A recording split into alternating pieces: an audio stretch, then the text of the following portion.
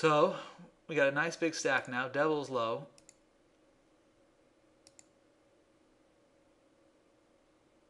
Could have been a fun little spot to 3-bet him. You know, just let him, hey, buddy, look, you're in second place. But my hand, doesn't matter, my hand's bad. That's not really a concern. But probably just trying to maintain that I'm not too crazy. Okay, limp and lead, he calls me. This is where I have really kind of changed the way I do. I'm a lot more aggressive here on the turn when people just call the flop. When I hit my bingo card, I like checking here because, you know, when you give up, I bet the flop, the guy call, I give up, okay, now, and hopefully I can get him to bet. He checks it.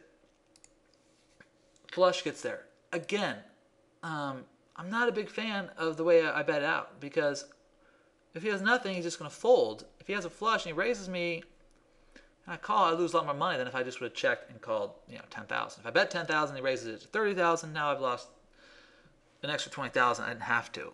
So I'm surprised. Wow, he didn't bet the turn. Top pair, top pair with a flush draw there. But I'd love to see him bet the turn. I mean, is he really going to get away from that?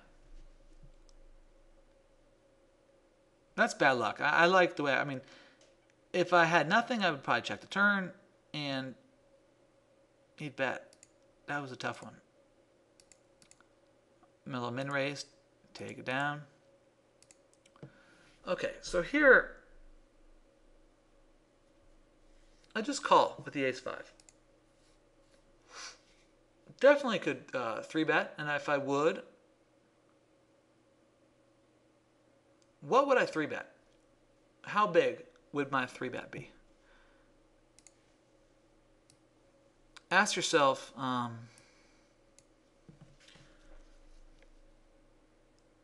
what amount do you think, what would you 3-bet? I'm going to write some numbers down. I want you to tell me what, you know, which one do you think? What would you do? First of all, ask yourself, what would you do?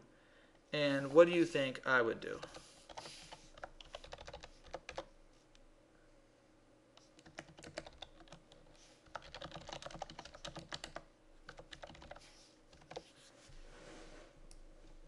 Which one of these three?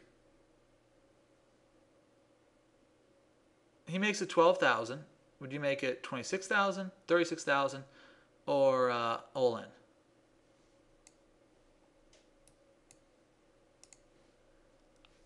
If I were to 3-bet, I'd make it 25, 26. I'd make it like 26,600, something like that. 36,000 is too much. If he goes all in over the top, I've lost an extra 12,000. I have to, you know. I elect the just call though.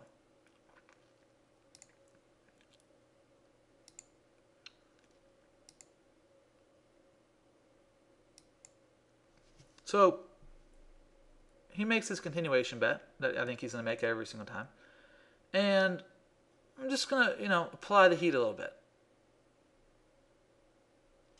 If he doesn't have a club in his hand, even if he has a jack, I mean, he's going to get all in with top pair, no flush. You know, he could be drawing dead.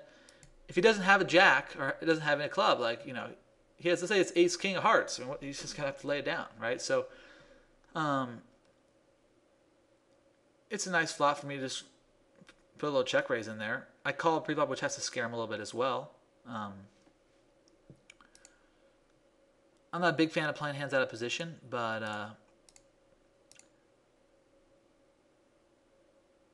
I like putting the pressure on. I can kind of represent something there. Again, my little limp and lead. He just calls again. Check, check. So he called the flop. He checked the turn. Well, you know, he played the queen last time, the top pair. Like it would be like a 7 this time, just like this. Although on the river I bet and he called. Now I checked and he bet.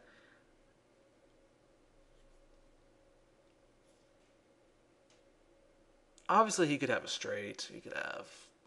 I don't think he has a 4. He could have missed his spades. He could have a 6. All sorts of things. Nothing I can really beat. I could check raise and represent the 5, but last time I bet my trips in the river, so you'd think he would probably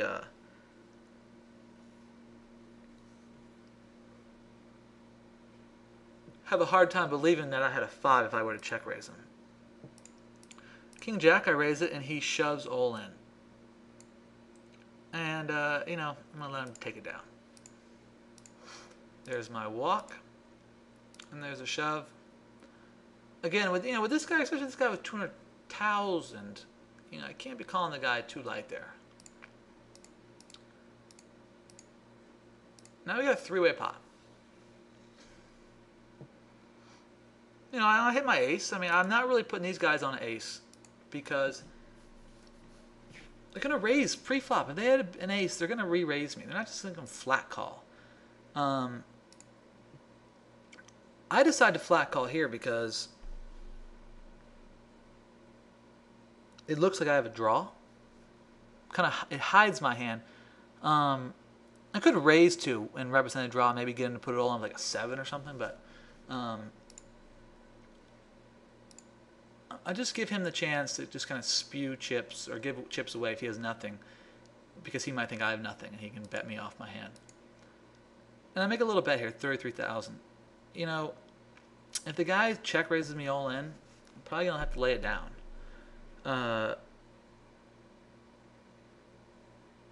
So I want to, bet a nice amount that I get value, but I also can get away from it and it doesn't cost me a fortune. I want to bet 60,000 and then fold to a re-raise.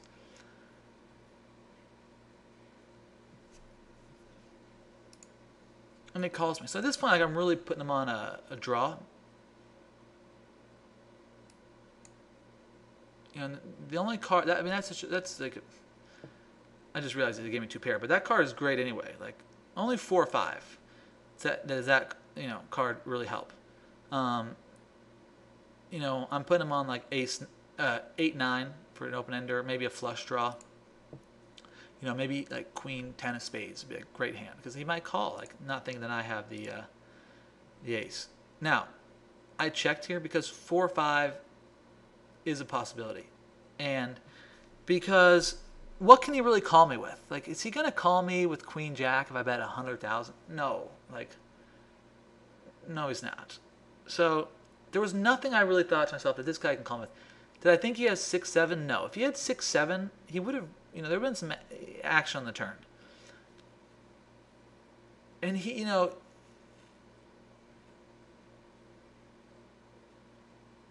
can't really have a set or anything. So there was nothing I thought that he can call me with. So what's the point of betting here and having him raise me or, call me with a straight? And he had queen jack. Is he going to call with queen jack? Probably not. I mean, maybe he puts me on spades. I could try and represent spades, but I guarantee you, probably you out there would bet. I got 2 pair. I bet, but you're not thinking to yourself like, what am I going to get called by? I mean, does the guy have ace 10, ace queen, ace king? No, ace queen obviously the hand would have been a little different, but if he has ace king, he would have re-raised pre-flop. Doesn't have ace king. Doesn't have ace jack. He would have re-raised pre-flop. Only hand I can really expect to call from is he has ace 4, ace 5, and I don't think he has those hands the way he played the hand. So, it might be like crazy to some of you that, wow, Nick didn't, bet that river. It also kind of sends a message to them that, I can be a little tricky. So here's my jacks, and I do the limp, and look what this guy does. He puts in almost, not almost 30, but like 25, effectively less than, 25, but 20 to 25 big blinds, and I got him.